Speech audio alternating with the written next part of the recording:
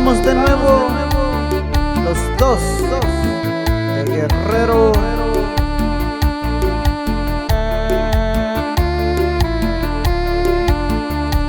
Y con esta chilena saludamos a nuestros paisanos que han perdido un ser querido y hoy la vida lo está recordando.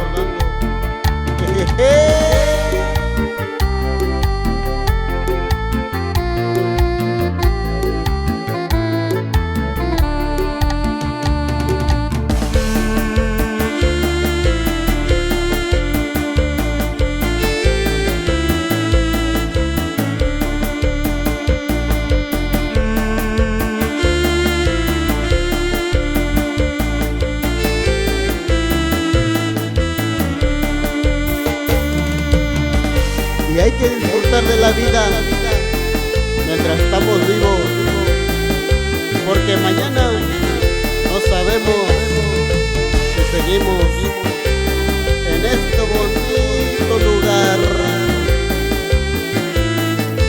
¡Ánimos, paisanos!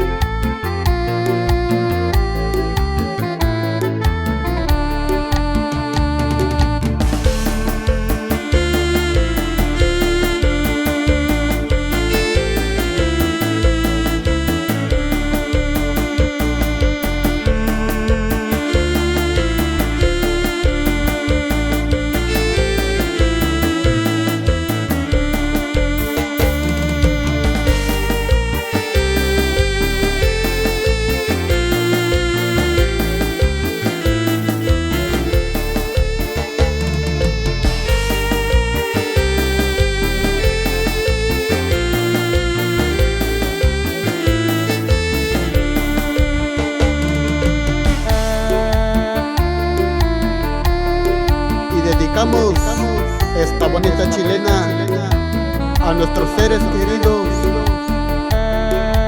que nos han adelantado en la busca de una vida mejor.